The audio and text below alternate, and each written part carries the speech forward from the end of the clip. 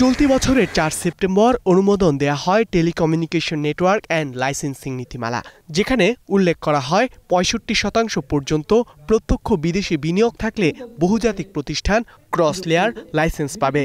কিন্তু একই ক্ষেত্রে স্থানীয় উদ্যোক্তাদের বেলায় আছে সীমাবদ্ধতা।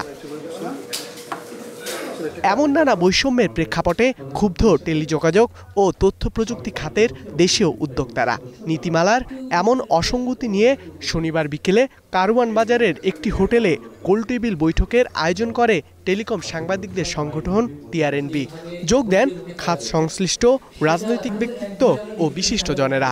যে পলিসিটা তৈরি করেছে সেখানে ইনভেস্টমেন্ট তারা এই এরিয়াগুলোতে করবে যে এরিয়াগুলোতে এতদিন লোকাল কোম্পানিগুলো ইনভেস্টমেন্ট করেছে।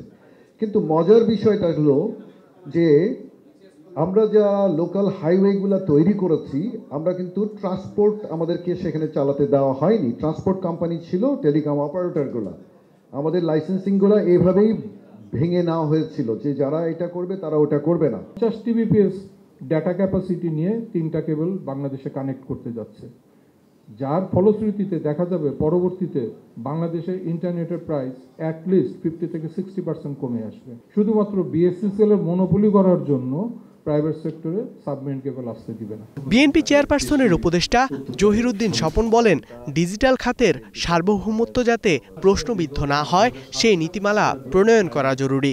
সকল বিনিয়োগ বিদেশিদের হাতে চলে গেলে দেশ ইস্ট ইন্ডিয়া কোম্পানিতে পরিণত হবে বলে মন্তব্য করেন জুনায়েদ সাকি। নিজস্ব যদি কোনো ভিত্তি না থাকে তাহলে এই যুক্ততা আসলে আমাদেরকে একটা ওই ইস্ট ইন্ডিয়া কোম্পানিরই নতুন রূপে হাজির করবে।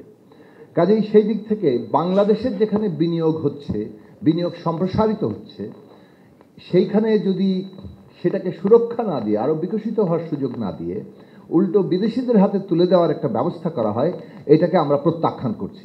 কিন্তু একজন দেশপ্রেমিক সরকারের জন্য কিন্তু নজর থাকবে একটা ডিজিটাল সভরেন্টি নিয়ে, এবং সেই জন্য দরকার জনপ্রতিনিধিশীল সরকার। দেশে জনপ্রতিনিধিশীল সরকার নেই। ডিজিটাল সভরেন্টি কিন্তু এখন টেরিটোরিয়াল সভরেন্টির চেয়ে অনেক বড়। বাংলাদেশের 4427 কিলোমিটারকে রক্ষা করার জন্য আমি যেমন কাউকে চুক্তিতে দিতে পারি না, তেমনি আমার দেশের সাইবার সিকিউরিটিও আমি কারো না কারো চুক্তিতে দিতে পারি না।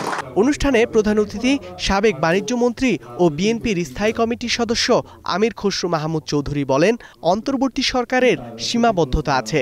গণতান্ত্রিক সরকার ক্ষমতায় এলে এই নীতিমালা পুনর্বিবেচনা করা হবে। আমি আপনাদেরকে এটা আশ্বস্ত করতে চাই যে ডেমোক্রেটিক অর্ডার ফিরে আসার পর আমার মনে হয় এই বিষয়গুলো রিভিউ করা দরকার,